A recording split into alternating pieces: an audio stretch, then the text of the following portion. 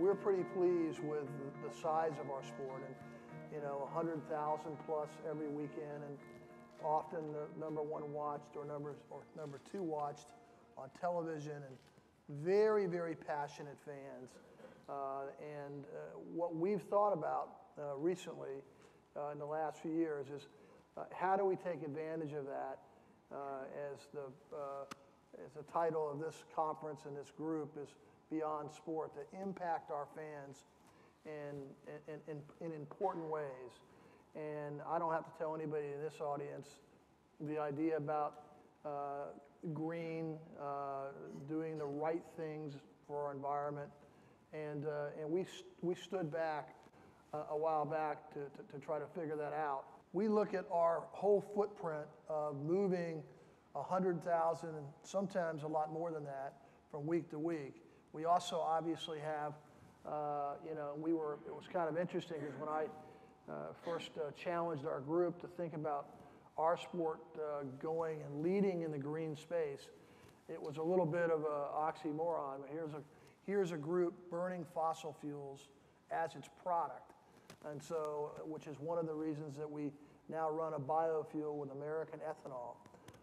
It's one of the things in the commercial you saw where we worked with solar power to not only power a racetrack, but we power a region in Pennsylvania. And so we're just looking to be in step with our partners. We're looking to try to lead where we can and make a very high impact. And our fans have really resonated with that. They've participated. A lot of our programs are either planting trees or getting them involved in what we're doing with green lanes coming into the speedways, talking about higher fuel efficiencies, and as I said, biofuel. So we've got a long way to go. We're only 3 or 4 years in it, but we're very proud to be with you today in this very esteemed panel.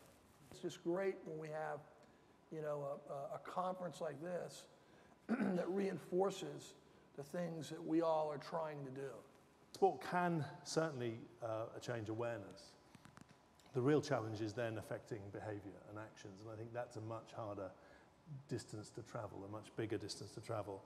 And I think it's assuming that you can affect social change by attaching yourself to the popularity of sport is probably an unwise assumption, unless the behaviour you're looking to change is closely rooted, connected to the sport itself. There is some intimate connection, because I think clearly most fans are there at a sports event or follow sport for the passion of the game, the club, the nation, whatever. But if I'm thinking of the best example of where change has been affected by sport that I'm aware of, that I experienced personally, was, ironically, it's a topical issue for the wrong reason, but is racism in football.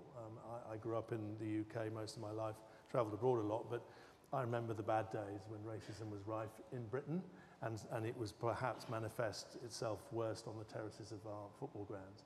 And football changed that. It changed itself, and I think one of the most profound ways it changed was by the increasingly multiracial nature of the game. And that wasn't a campaign that anyone set out to affect change. It was almost a reflection of society itself then sort of coming back into football and out again. And so I think, where there is real impact on change, it doesn't always happen to be a campaign or some sort of cause. It can actually just come out of, in a way, society's needs that are reflected and then improved by sport. I think there's a lot that can be done to bring sport and health and those messages politically and in the communities that they serve together. We can do so much more, and I think that's what today's about. But obviously the stuff that I do has always been about trying to empower people. The priorities being young people. We have the most unhealthy kids in Europe. Along with Mexico and America, we're some of the most unhealthy countries in the world. We're, costing our health systems a lot of money. So as social life has changed at home, with mums and dads both working, which has been, mums going to work has been the biggest dramatic change in the last sort of 40 years. The need for education, aka school, government, and now, and let's just, in my eyes, I've become so disillusioned about politics and government in the last 5 years, 7 years, because I've had to get to know them. And And the reason is that they're very short term. And actually, you know, we've known it for a long time, but the new government really is brands and big sports, you know, institutions. They have way more clout. They have the cleverest brains in the world, the best resource. They have the joy and heart and souls of communities. Very often, sport institutions, for instance, are built in very, very poor communities. And actually, you know, I know the game's the game and the sport's the sport, but like these kids crave and love and look up to these sports stars, whoever they are, in such incredible ways that politicians and chefs, and we can't even touch the sort of water that they walk on. So that, whether it's the brand of the football clubs or the stars themselves, the energy and the ability to transform hope of young people in communities, especially poor, especially when they're dying left, right, and centre. And you know, I've done a lot more than most in communities, especially poor communities, where, you know, for instance, in America, like, you know, when you go to a community and that spring in your step that every 17, 18, 19, 21-year-old kid has, which is that you're indestructible, that doesn't live in the States so much anymore, and in many parts at all, because their mums, their dads, aunties, uncles are affected by diet-related disease in such incredible ways. So from my job, I've been trying to get involved in campaigning. The stuff I do is not very clever. It's sort of basic logic. I guess, you know, I struggle to be clever, but you know, you see these brilliant institutions or brands that have just such incredible might and power, and I just always look up to them and just think, God, if I only had that platform, you know, to reach so many people. And I think it's not just about the game. It's about the clubs that kids join into. It's all the after-school stuff. It's these institutions that are empty 6 days of the week. You know, so I just think there's wonderfully more things that can be done to celebrate just life, movement, hope. You know, like, you know, for my thing is obviously food. That's the only angle I can come from in any authority. But like, you can call it food, you can call it education. But like for kids, really, it's making them streetwise about living longer, feeling better, self-esteem, controlling the things that go through teenagers' body image and stuff like that. So I think it's interesting times. I mean, really interesting times right now. I mean, there are brands out there and institutions that are doing way more than government.